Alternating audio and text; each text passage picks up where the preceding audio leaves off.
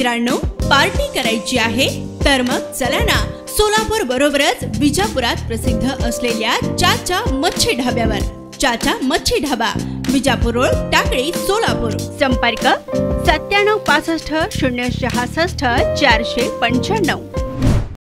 आता काल साहेब आले, म्हणजे या अल्पसंख्याक माझ्यासारख्या सामान्य कार्यकर्त्याच्या मागे का लागलेले आहेत? पवार साहेब मागे लागले कसं म्हणायचं? पवार साहेब मागे लागले का म्हणावं लागतंय तुम्हाला? ते अशी ते पवार साहेबच म्हणतात ना दरवेळेला. त्यांची भाषणं ऐका कालची, याच्यापूर्वीची. त्यांनी कायमपणानं प्रजेचाच प्रचार केलेला आहे, रयतेचा प्रचार केलेला आहे आणि मनात त्यांची भूमिका तीच असावी. परंतु तुतारी घेतल्यामुळे आव्हान वाटतं. हे बघा, आता निवडणुकीचा रिझल्ट कळवेल. आपण निवडणुकीआधी बोलणं बरोबर नाही. शेवटी कुठल्याही माणसाला आपण कमी लेखत नाही. परंतु पवार साहेब से मेरा बैर नाही, समर्जात अब तुम्हारी खैर नाही. जंगलाला आग लागल्यानंतर बिबट्यासोबत गेंडाही पळाला, अशा शब्दात उत्तम जानकर यांनी कालच्या कार्यक्रमात टीका केली. तिरंगी लढत झाल्यामुळे तुमचा विजय हा सोपा झाला होता, मात्र यंदा थेट समोरासमोर सामना आहे. कशा एकूण 6 निवडणुका झालेल्या आहेत, त्यामध्ये एकाच एक 3 वेळा झालेली आहे. एक म्हणजे एक तिरंगी नाही, तिरंगी गेल्याच वेळा झाली. अल्पसंख्याकांचा नुकताच एक मेळावा झाला, त्याच्यात शरद पवार असं म्हणाले की अल्पसंख्याकांना चांगल्या पद्धतीने संधी यावेळेस आम्ही देणार आहोत. एकीकडे अशा पद्धतीचं वक्तव्य आणि दुसरीकडे नाही, मला त्याबद्दल म्हणायचं नाही. माझं म्हणणं काय की परवा ते प्रवेश करणार होते, जयंत पाटील आले होते, सभा झाली होती, पुन्हा साहेब स्वतः काल आले. आता आम्ही काय 50 वर गेलेलो आहे ना, आमदार जे 50 वर गेले आहेत. मग माझ्यासारख्या सामान्य अल्पसंख्याकांच्या मागे का लागले एवढा जोर? काय उद्देश तेच मला समजलेलं नाही. जंगलाला आग लागल्यानंतर जंगलाला नाही, मला काय कारण मला काय माहिती नाही. साहेब माझे ही निवडणूक ही नायक विरुद्ध खलनायक आहे.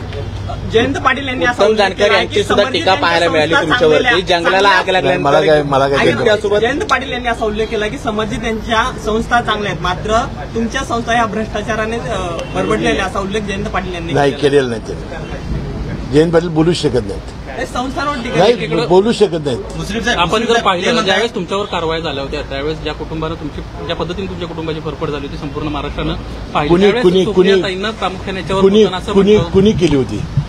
ज्या काही कोण होतं यात? संस्था या मागे कोण होतं? या संदर्भात या मागे कोण होतं?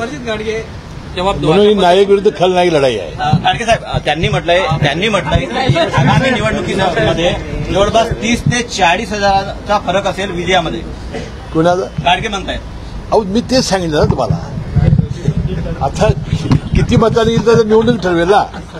तुमच्या सोबत असणारे काही नेते शरद पवारांच्या भेटी घेत असल्याचं पाहायला मिळालं. केपी पाटील असतील. अहो, मी सांगतोय ना, जिथं जागा रिक्त आहे तिथं जातायत ना सगळेच.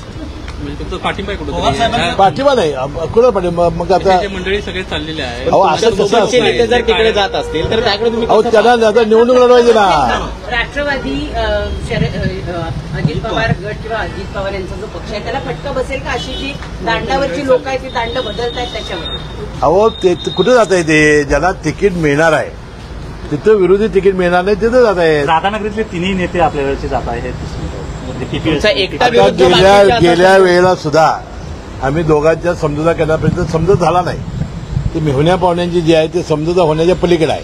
मी तर थकलेलो आहे ते मिटवण्यामध्ये. तुम्ही पाठीवरचा देव खाली ठेवला. आमदार राहणार नाही, तुम्हाला मोठी जबाबदारी देण्यात येईल. नाही, ते मेजॉरिटी त्याला बहुमत व्हावं लागतं.